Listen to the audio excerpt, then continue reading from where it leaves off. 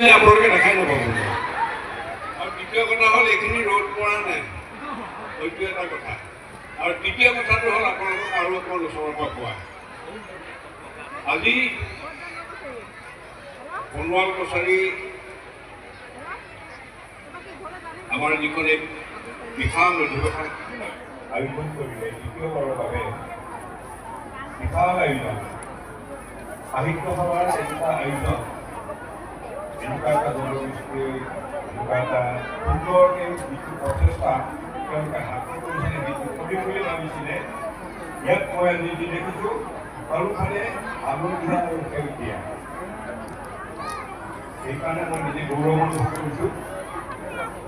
মই জাতীয় সংগঠনক সন্মান কৰোঁ, সহযোগক, ৰাইজক মই সকলোকে একেলগে মই শ্ৰদ্ধা কৰোঁ আৰু ৰাইজ মোৰ কাৰণে আশীৰ্বাদ কৰোঁ।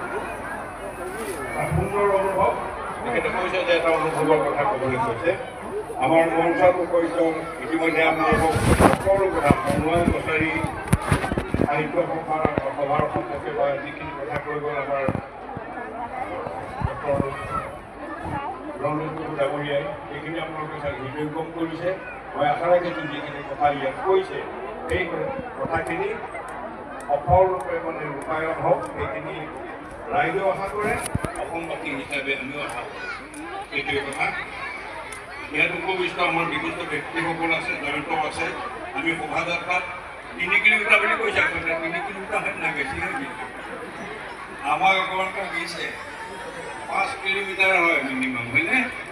জয়ন্ত গণ্ডগোল হেৰি কৰি আছিলে, কিন্তু অনুভৱ নহ'ল। এনেকুৱা লাগিছে যে আমি 2 কিলোমিটাৰহে খোজ কঢ়াৰ নিচিনা অনুভৱ। এইকাৰণে হৈছিলে ৰাইজৰ যি উৎসাহ, ৰাইজৰ যিটো আন্তৰিকতা, এই শোভাযাত্ৰাটোৰ প্ৰতি যিটো দুৰ্বাৰ হেঁপাহ, বহুদিনৰ পৰা সাঁচি ৰখা যে আমি শোভাযাত্ৰাত অংশগ্ৰহণ কৰিম। অসমৰ বিভিন্ন জেগাৰ এই স্থানীয় বা ধেমাজি অঞ্চলৰ বিভিন্ন জাতি জনগোষ্ঠী যিসকল আমাৰ কৃষ্টি সংস্কৃতি ইয়াত প্ৰদৰ্শন কৰিলে, সুদূৰ অৰুণাচলৰ পৰাও আহিছে। এইটো কম কথা নহয়। আমি নিজে গৌৰৱ অনুভৱ কৰিছোঁ অসমীয়া হিচাপে। এতিয়া কথা হ'ল ভাষাৰ ওপৰত মানে ভাষা ভাল নহয়। ভাষা য'ত থাকিব তাত জাতি থাকিব, সকলো থাকিব, সকলোখিনিয়েই থাকে।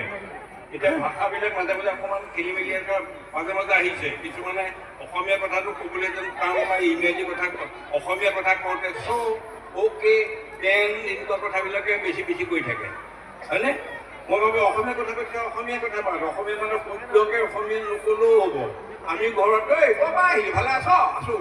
কিন্তু হয়তো ক'ৰপা বুলিহে কওঁ, ক'ৰপা ক'ৰ পৰা বুলি নকওঁ। সেইটো আমাৰ থলুৱা আমি নকওঁ। আমি যিটো স্বতঃস্ফূৰ্ত যিটো ভাষা, আমি গয়াকৈ যি ধৰণে আমাৰ ভাষা কওঁ, সেইটো অসমীয়া ভাষাই, সেইটো বেলেগ ভাষা নহয়। আমাৰ জাতীয় আমাৰ যিটো আমাৰ মাটি ভেটি, আমাৰ যিটো জন্মসূত্ৰে পাই অহা সেই হৈছে আমাৰ ভাষা। ভাষাত আমি গৌৰৱ অনুভৱ কৰোঁ, আৰু ভাষা থাকিলেহে জাতি থাকিব।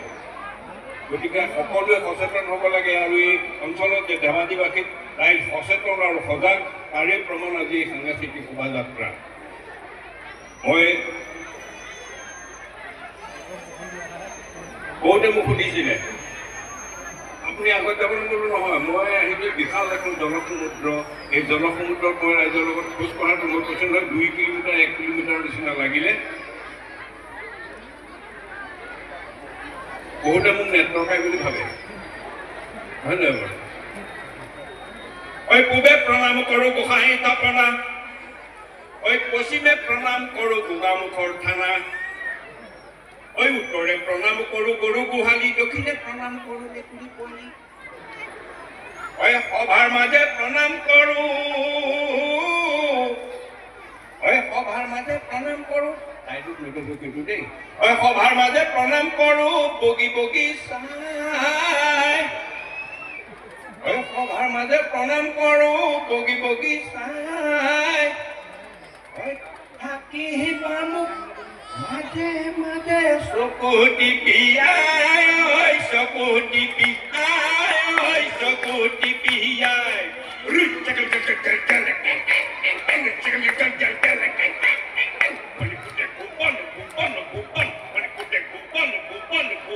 কাম নাই কম নাই চুল বাবে কাম নাই কম নাই চুল বাবে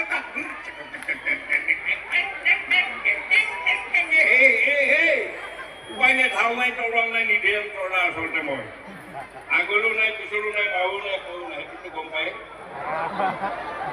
সেইটোতো গম পাই জানেনে কি কাৰণে জানেনে হয় আচলতে ইমান দিনে বিয়া পাতিব লাগিছিল আচলতে ইমান দিনে ল'ৰা ছোৱালী হ'ব লাগিছিল হয় আচলতে ইমান দিনে বিয়া পাতিব লাগিছিল আচলতে ইমান দিনে ল'ৰা ছোৱালী হ'ব লাগিছিল আচলতে এতিয়াও যৌৱন ভাতি দিয়া নাই কেইডাল পকিলেও চকু পাৱা কমিলেও মন পাৱাৰ কমা নাই মন পাৱাৰ কমা নাই মোৰ আচলতে কলে কলে চাই আছিলো ছোৱালী পিছে বহুতৰে ভিতৰি ভিতৰি নানানো কেলেংকাৰী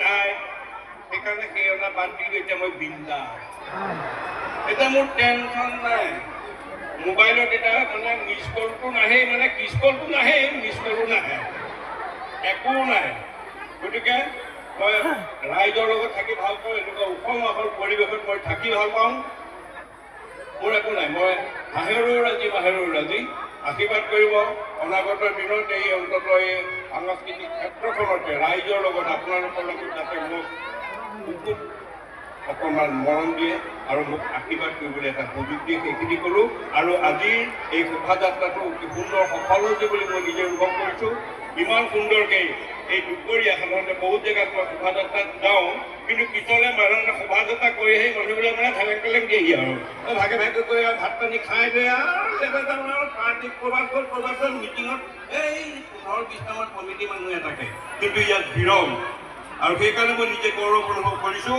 যে ইয়াত দেখুৱাই দিলে সোণোৱাল কছাৰী এই সাহিত্য সভাৰ অধিৱেশনখনে জনাই দিলে যে আমি যি কৰিছোঁ সঁচাকৈ কৰিছোঁ আন্তৰিকতাৰে কৰিছোঁ আৰু সততাৰে কৰিছোঁ অনাগত দিনত ভাল হওক আৰু ৰাতিপুৱা কৃষ্ণমণি চুটিও আহিব কিন্তু ফালি দিব আপোনালোকে নাচিব হা যাই লওক তিৰিটি